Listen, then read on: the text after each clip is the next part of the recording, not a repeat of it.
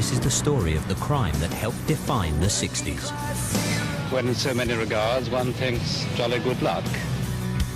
It shakes things up and embarrasses a complacent establishment. It's one of those watershed moments, that kind of hinge moment, if you like, where the momentum of life just shifts.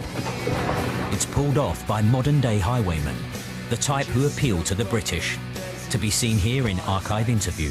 They saw them as roguish and cocking a snoot at society. One of them even managed to stay on the run for 3 decades. It made him into a different person. He became somebody I didn't know or like. Behind the myths of daring do is a darker tale, a tarnished dream, and dozens of lives wrecked. I knew it was wrong of him to do that, but at the end of the day, he was my father, and I loved him.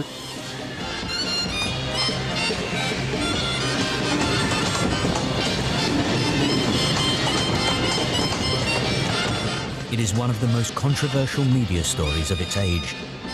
On the one hand, a robbery that draws admiration for its daring bravado. On the other hand, a violent, thuggish act of greed. So what really happened? On the night of Thursday, 8th of August, 1963, a train is on its way from Glasgow to London.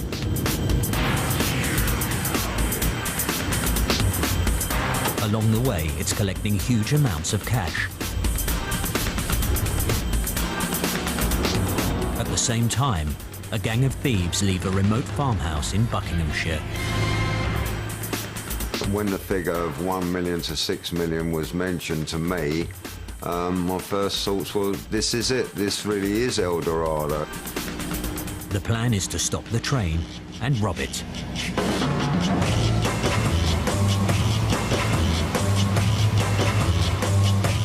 Each man knows what he has to do.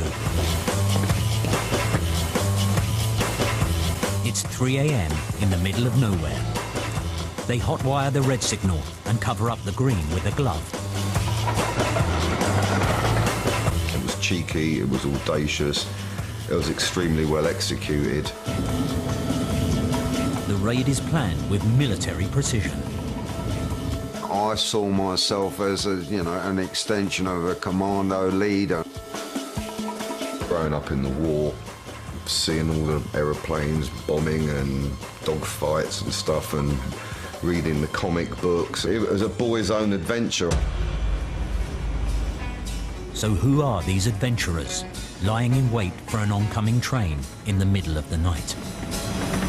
Dirty old river, must you keep rolling into the night? A team of South London thieves could pull off something like that. Shines so bright.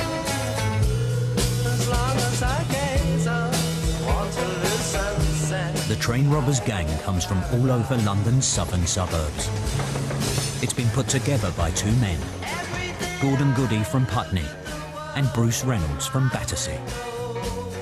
Crime was my life. I mean, the excitement was there. That was, I think, more predominant than the money. Bruce Reynolds deals in bric-a-brac, but is fond of the high life. He got his shoes made the same place where the Queen gets her shoes made. He used to drink wine when, A, you could hardly get wine in England, and it was seen as a bit of a suspect drink that only girls had. Gordon Goody is a hairdresser. My father wanted me to be a plumber. If I'd listened to him, maybe I'd have been better off. But I didn't become a plumber. I wanted to be a thief.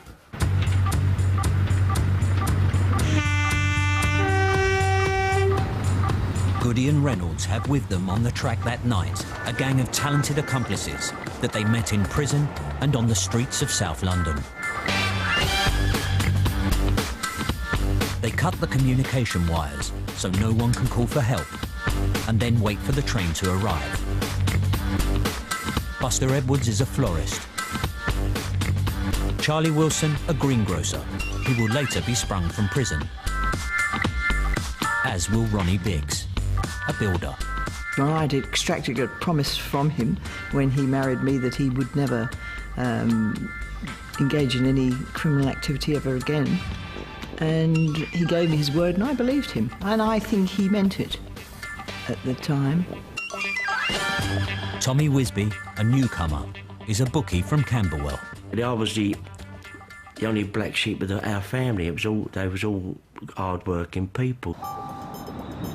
For the dozen or so men on the track, this is the most exciting moment of their lives. There are a generation of working-class men who were born at the beginning of the 1930s who are too young to have fought in the war. So they haven't had the experience of adventure that comes with the war, but also that, crucially, I think they haven't had the experience of national solidarity. So they don't perhaps have the stake. They don't have the loyalty. This is the way I looked at it. I was an outlaw, that society didn't care for me, and I didn't particularly care for society. The train that is making its way closer and closer to Reynolds and his gang is a mail train. The General Post Office, the Mail, which had the symbol of the Queen's head on it. If they went for a target like that, then they played for very high stakes. This will be the first time in 125 years that anyone has robbed a travelling post office. The thieves have worked out that the high street banks are doing what every private citizen has been told never to do: sending cash through the post. And they're doing this pretty well every night by the tonload in mail sacks. What, on a common sense level, seems total lunacy, i.e. transporting large sums of money through the night with no guards. For some reason, in large institutions which have been going for a long time, people look at these things differently. They become a sort of traditional thing, so they become entrenched.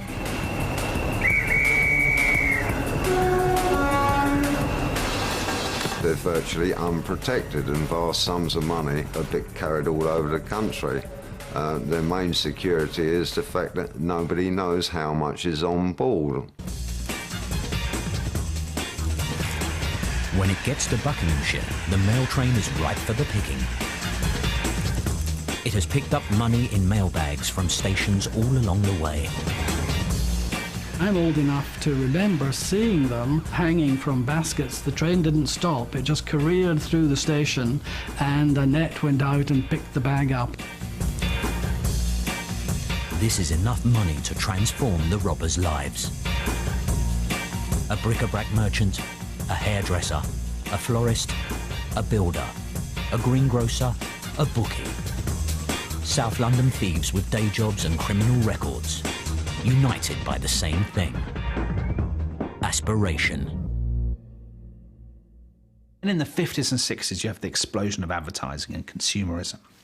Suddenly, there's a brave, bright new world out there which you can just about reach, but kind of can't. We'll get high. We touched it. We touched the sky. That's why the G is there. I'll tell you why. It's all too beautiful. There's now a culture of ambition, material ambition, aspiration. I want a television, a car, a holiday, a nice house. I want all those things, and I'm going to go out and grab them.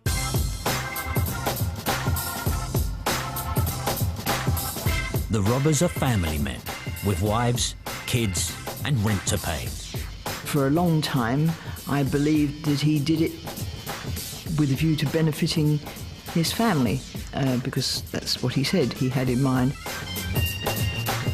A better life, you know, to what my father had. You know, he was a hard worker, worked all his life. I couldn't see him getting any benefits, you know. What the hours he put into what he was doing, you know. He wanted that pot of gold, and that pot of gold he found.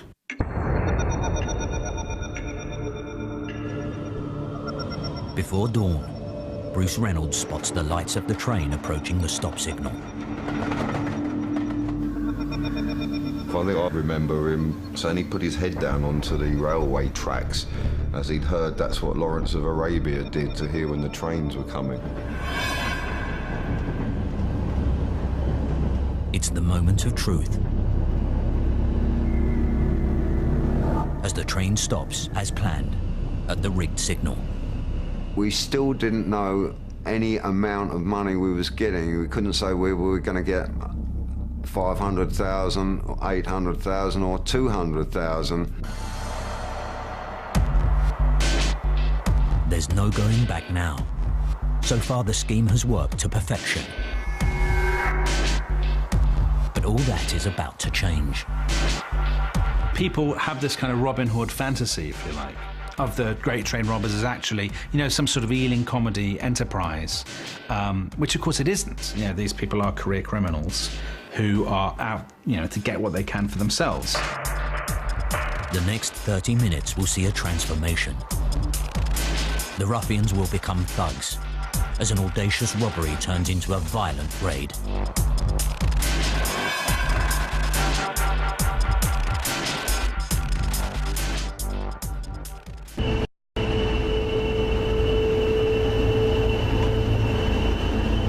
In the early hours of Thursday, 8th of August 1963, the Glasgow to London mail train comes across an unexpected red light at Sears Crossing, Buckinghamshire.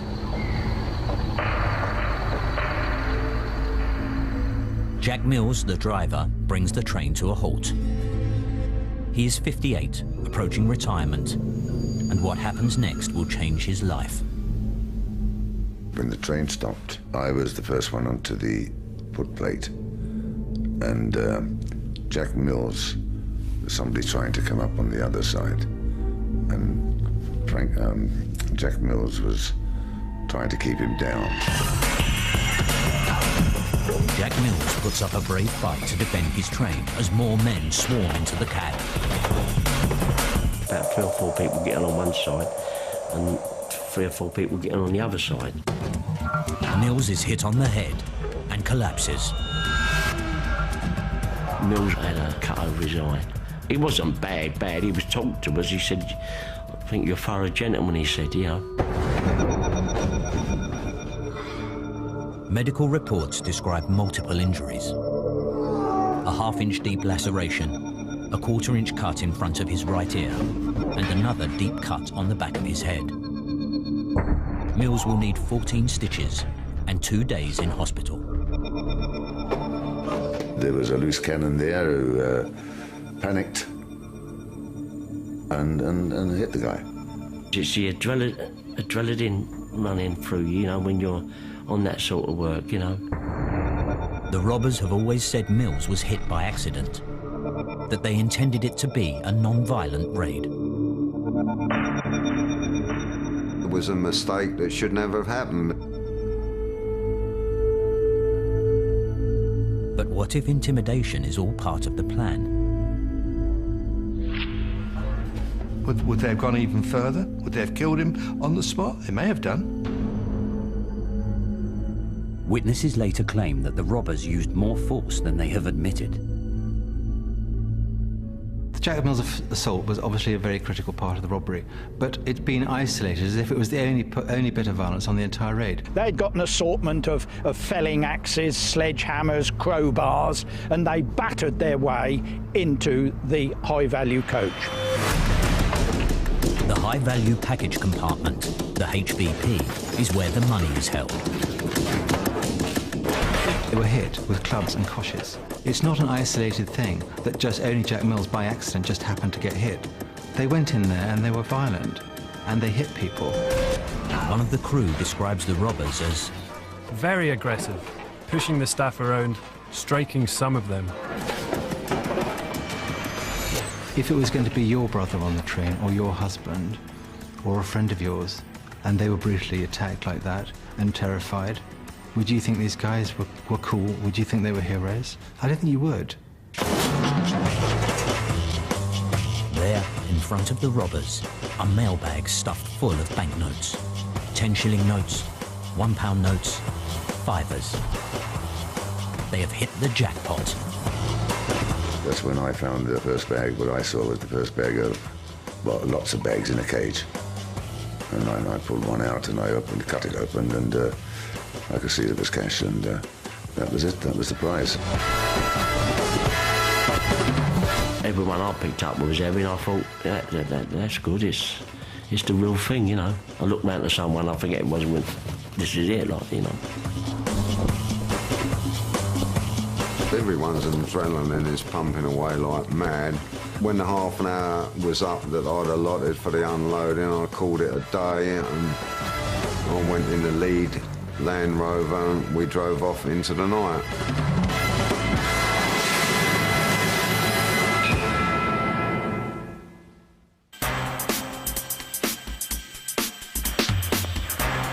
The world wakes up to the news that an untold amount of money has been stolen from the Glasgow to Euston mail train. The driver had been coshed and handcuffed. John Woolley is then a 25-year-old Buckinghamshire policeman. These were the big boys in the criminal world, and, well, I suppose we held them in some degree of awe.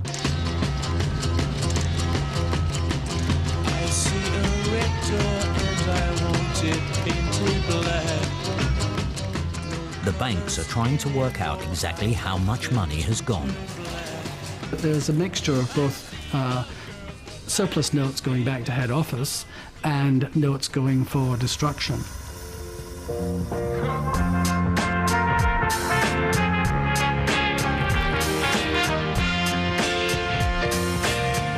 It started off at 200,000-300,000 and then was spiked every 2 hours up by another $250,000. And so we went up to £1 million, £1.5 million, £1.75 million, £2 million, £2.25 million, £2.5 million.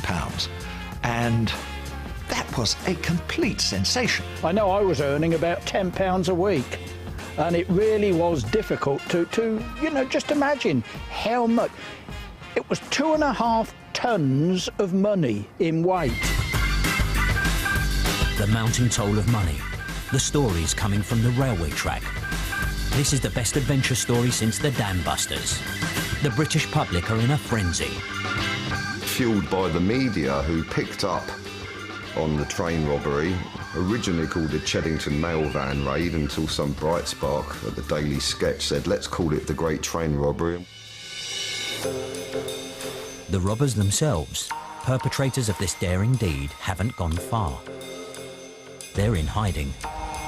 Not back in South London or further afield. They have stayed in Buckinghamshire. And it was here, to Leatherslade Farm, that they returned with their loot and set up their hideout. They're in a local farmhouse, playing Monopoly with real money and waiting till the heat is off. Perfect. I suppose after a time, you know, I'd have decided what I wanted to do, you know, once all the hullabaloo had died down, you know. 4, 5, 6, 7, 8. They believe they're secure in their lair. They've laid in enough supplies for weeks. It was part of their plan that they had got probably no more than 30 minutes, half an hour, from leaving the scene of the crime to being undercover, off the road, safe from prying eyes. This is too big a job for the Bucks police to handle on their own. I was dealing with minor traffic accidents, minor theft, occasional bit of poaching. Time to bring in the cream of the Metropolitan Police Force. The flying squad, the Sweeney Todd that everybody knew about. These were the folk heroes of my generation of policemen. And yet now there they were, descending on the little village of Brill and on my police station.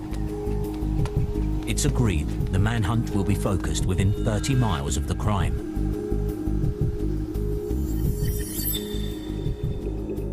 Smart police work. Leatherslade Farm, where the robbers are hiding, is precisely 27 miles from where the raid took place. That would flush them out. They'd panic. They might just suddenly decide, well, we've got to get out of here. We had a high-frequency radio, listening to the police calls. Keep searching all isolated properties, but exercise extreme caution. These men are dangerous and will stop at nothing. If the robbers jump ship immediately, they risk being caught in a trap. But sooner or later, their hideout will be found. people in the countryside are, frankly, more nosy. If you want to hide, if you don't want to be seen, if you don't want to arouse attention, then you stay in the city. The idea that you can go down into the countryside and nobody's going to notice you is a townie's mistake, and it cost them big time.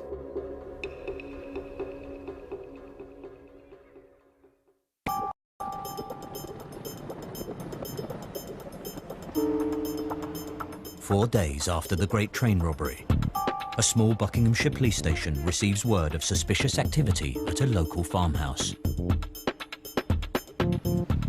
It all started with a telephone call, and my sergeant asked me, did I know where Leatherslade Farm was in Brill? We had a walk round the yard. In two separate garages were two Land Rovers. And it was then that I noticed that the registration number on those two Land Rovers was the same. Inside the house, there is a trapdoor in the kitchen. I could see that the cellar was absolutely chock-a-block with bulging sacks. And as the top flopped open, I could see parcel wrappers, banknote wrappers, consignment notes, all bearing the names of the famous high street banks. Tipped off by police radio traffic, the robbers have got out just in time. But they have abandoned the farm without covering their tracks.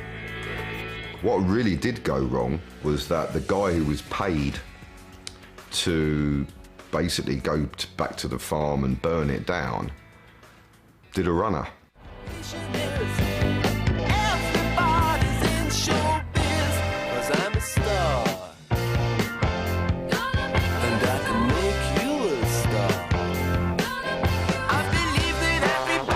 Once the farm is discovered, the full media circus rolls into town. The little village of Brill has never seen anything like it. Several sets of fingerprints have been discovered, and it's quite a good bet that some of those fingerprints will match records at the yard. In addition, of course, there were vast stocks of tinned food and other stores, and it's possible the police may have a lead here. We were filmed from every angle, sideways, up in the sky with the helicopters, and people who probably had never had their views canvassed on anything of importance were suddenly being asked to comment. Which side are you on, the cops or the robber? The robber, because I think they were clever. But he's dishonest.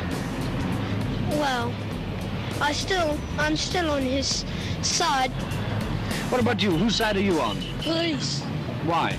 Oh, a man did wrong and he should get his own punishment. Tommy Butler, chief of London's elite flying squad, is now in charge of the case. He would give the impression that he knows all about you, when maybe he didn't, but he'd give the impression that he did, and that kind of like fitted this notion of this cunning old fox. Tom Butler had a reputation, and he was a villain. I see Tom Butler as, he was so streetwise. He thought like a thief. He thought like I did. The robbers have been flushed out of their lair and scattered. But the flying squad already has intelligence on who they are. Well, no, the police could guess who did it, because there was only one gang in London who could have done it. They knew straight away, bloody Reynolds. That is, how did he do it? And how are we going to prove that he did it? Wanted notices are issued, with photographs.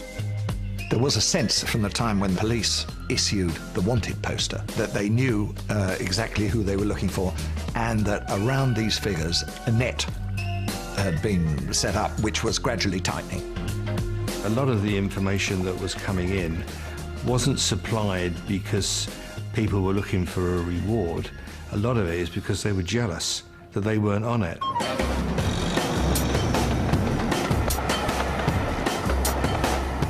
The envy of their peers, the front covers of the newspapers. The robbers are fast becoming celebrities. Wanted, Bruce Reynolds. Dresses smartly with good quality suits. A smooth talker. Fond of dog tracks. Likes fast cars and spends freely. There was roadblocks, there was intense police activity.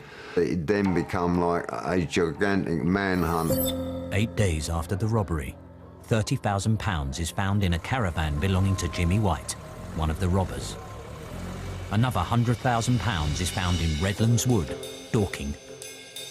The media almost portrayed it as like treasure hunt. Where's the money? You know, could the money be here? And some money's been found in a phone box. It could be you that could find it next time.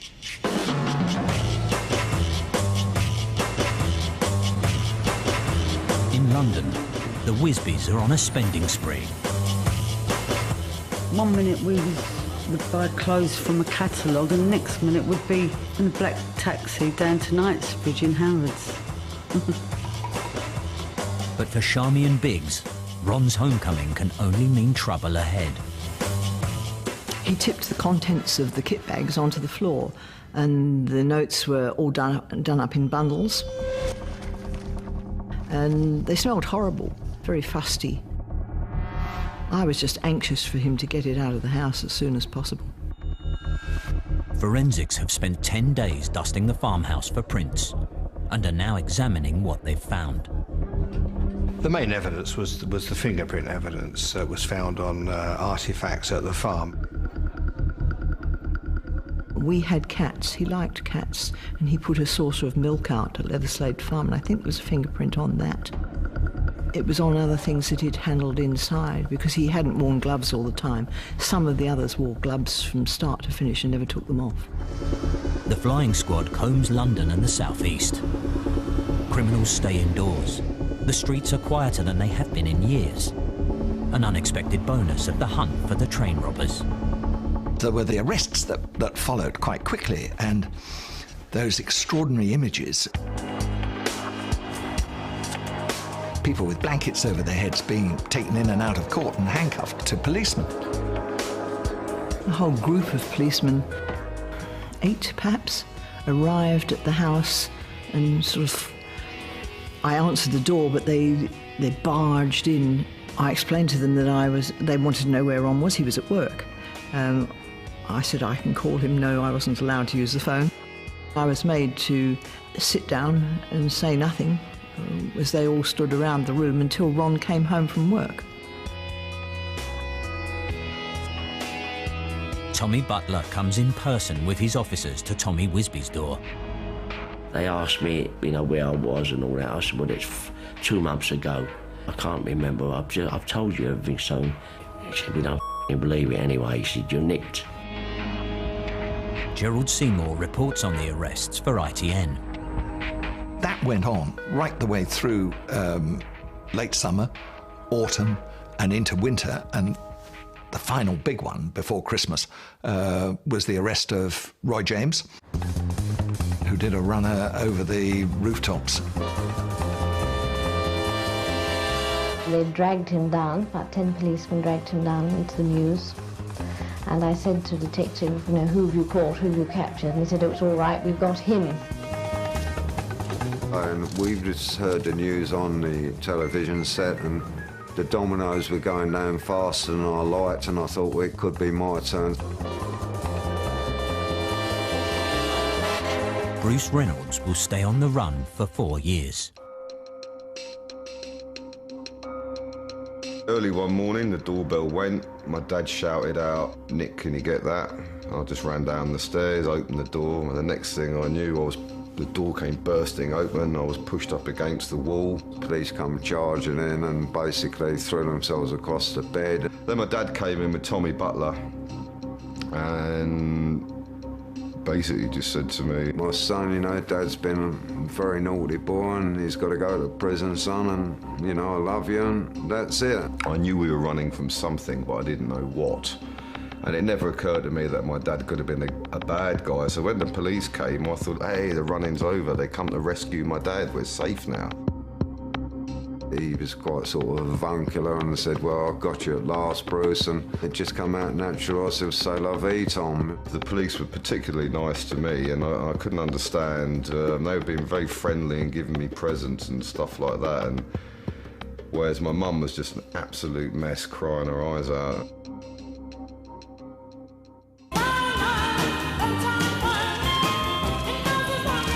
The trial of the Great Train Robbers begins on 20th of January 1964 in Aylesbury, Buckinghamshire.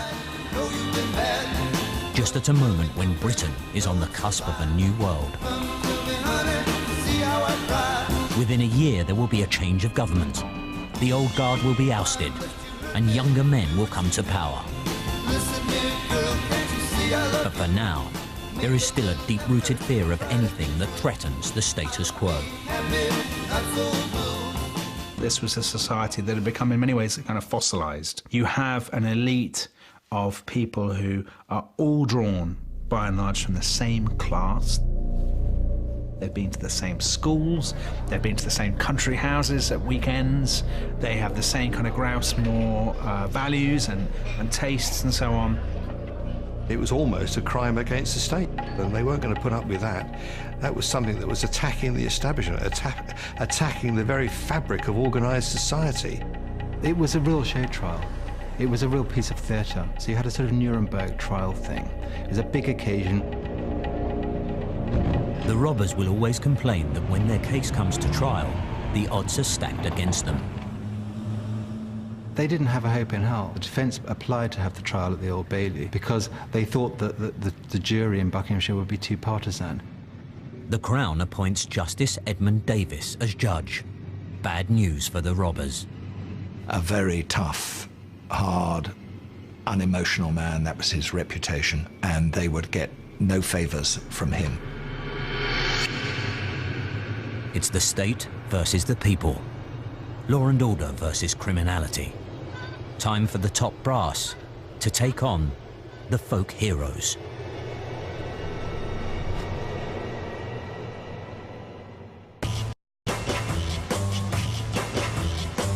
It's the grey days of winter 1964, and the Great Train Robbers are on trial in Buckinghamshire. This is the reality television of its day. The robbers and their families in the full glare of the media spotlight. Time for some 1960s power dressing.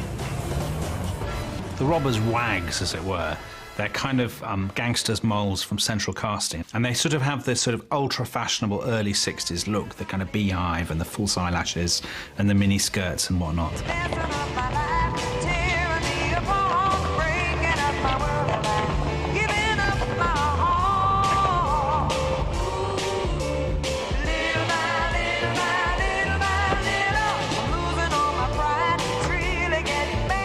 They were all smart women wearing clothes, costumes that you didn't normally see in Aylesbury. With so much at stake, the robbers have secured the best barristers that money can buy. I suppose it came to about £30,000. Legal expenses cost a fortune. I think my legal expenses for the train was something like 35 grand. Cash. Because I wanted to get someone who I thought was reliable, you know. Tommy Wisby couldn't even afford to pay off the hire purchase on his car, which amounted to £30. How those people managed to hire top QCs of the day. Some of them, like Biggs, managed to get poor person's relief, which then subsequently became legal aid.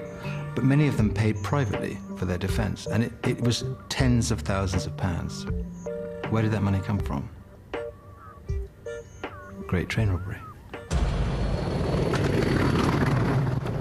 The strategy is to persuade the jury that the robbers weren't on the train and weren't in the farmhouse. It's my contention that all the fingerprint evidence that was placed there by policemen intent on obeying orders that these men must be caught.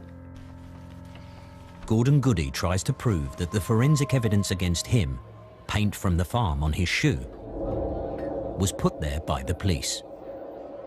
I was fitted up. I was a train robber. There's no doubt about it, you know. I was fit enough. But did the police really fit the robbers up? Or is it something the robbers say to make themselves look better? Could the answer lie with the men who got away? Seen by witnesses on the track that night, but never brought to trial. The 3 men got away simply because there wasn't the evidence to prosecute them. Police did know who they were, but they couldn't bring them to justice. With no hard evidence against them, the police cannot say who they are. And the robbers, along with their families, refuse to name them. That will never come from my lips. I'm sure it'll come out at some point, but that's not for me to say, I'm afraid. But are their names important? Some believe they only matter because if 3 men escape justice, the evidence against the others must be solid. If they were fitted up, why couldn't the police also fit up the 3 guys who got away? The answer is they weren't fitted up. Aside from the forensic evidence, the prosecution have a trump card: the violence used in the robbery, specifically against train driver Jack Mills. The robbers' families say his injuries are overstated. Year after year it comes out, oh, the train driver was killed by the train robbers. He wasn't. He died of lymphatic leukemia some years later. He got a good hiding, and if you speak to his family, they will tell you that he never properly recovered. I don't really think it makes any difference, you know, whether they killed him on the spot or he died later. They still whacked him in a very vicious way. He's a man who was, you know, approaching old age. To me, it was a violent, unnecessary thing to do. After an 8-week trial, the jurors decide. It took the jury 52 3/4 hours to reach their verdict. It took them 10 minutes to deliver it this morning. Guilty. And not only that, in the judge's summing up, it is clear that he sees them as violent criminals. Let us clear out of the way any romantic notions of daredevilry. This is nothing less than a sordid crime of violence inspired by vast greed. The relatives were up in the public gallery. You could have heard a pin drop initially. Some of the one of the mothers of one of the prisoners screamed out. Leonard Field's mother, up in the public gallery, shouted as the judge was sentencing her son, "He's innocent, my poor boy." And Field looked up at her and said, "Calm down, Mum, I'm still young." The robbers are given more than 300 years between them, up to 30 years each, with, at the time, no parole system. Renee Wisby is at home with the children and another train robber's wife, Jill Hussey. She said they got 30. So my mum was hoovering. So my mum went, "Oh, that's all right, 30 months. So Jill went, "No, not months, years, years." And then she went, crash, she fainted. My mum. There is a massive public outcry against the severity of the sentences. It is only when the parole board is introduced 3 years later that there is any hope of an early release. Don't know just what to do with myself. I'm so used to doing everything with you. Marilyn Wisby is 9, Nick Reynolds 6, when their fathers are sent down. But the very first time I visited him in prison made the strongest or the biggest lasting impression in my mind. Get to Durham, which was on a hill, and it'd be a blizzard, and we'd get there 10 minutes early. Endless passageways, the keys, the doors. So we finally went round and round and round till we came to this little secure unit in the middle, and he was like he was in like a glass cube or something. And I was putting my nose and kissing him on the glass pane.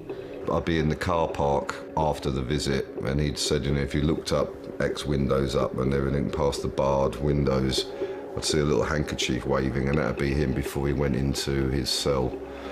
And I always had a lump in my throat.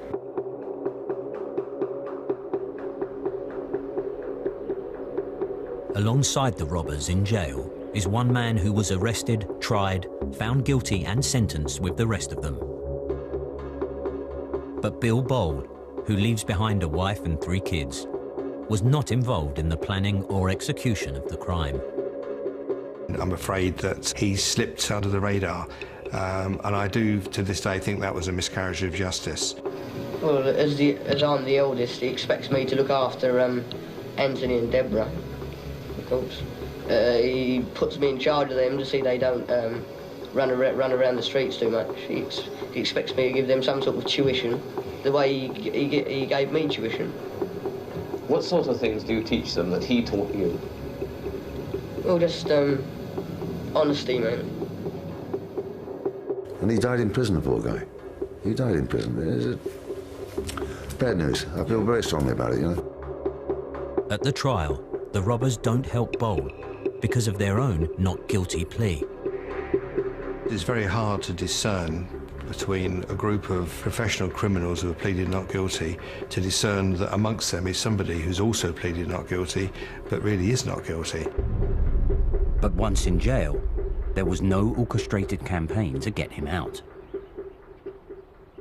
Having been convicted and having got their sentences, actually any time after that, they could have got together and said, we're going to get this guy out because it's not fair that he's sent to prison. It's actually wrong. But they never did. The robbers have all since protested Bold's innocence. But could more have been done at the time? They didn't bother with him because they didn't care. And if they say they do now, then I don't believe it.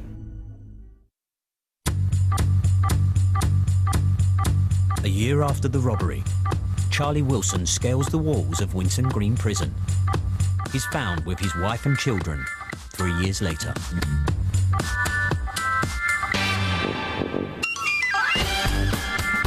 In July 1965, Ronnie Biggs escapes from Wandsworth Prison and flees the country.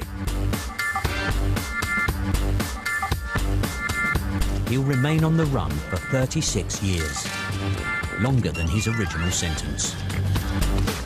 I don't think I would ever entrust my well-being to somebody else again after that. I'd rather run my own show. I can rely on me. Biggs's escapades revive the heroic myth of the robbers, even though he played only a very minor part in the raid. Sordid and crooked as they are, the Great Train Robbers will always be remembered as the equivalent of 18th century highwaymen. And, you know, as many facts about the case can emerge as you want, but it'll never change the public perception. By 10 years after the robbery, most of the families have nothing to show for it. The money went on being on the run. It's an expensive game. Laundering, false passports, keeping one step ahead of the law. I lost a lot of money as it happens. And I know other people, a lot of other people trusted their friends. And these are friends, and they you for money. Who can they trust? Because if they steal the money off them, what are they going to do? They're going to go to the police? They can't. It got put into businesses where buying them worked. The dream that glittered wasn't gold. I think you have to be educated to be able to have money. What's the point of having loads of money if you're not educated? You're not using it to your best ability. Not that clever. All you had to do was stop a train in the middle of the night on a track where there's no other trains running along and take the money away. It would have been clever if we'd have all got away, maybe. What a waste. What an awful waste of some clever, bright guys who, the fork in the road, went left when maybe there was a right and paid so dearly for it. And I can't see that I may be completely wrong. I can't see that any of them would have said, yeah, hey, it was worth it.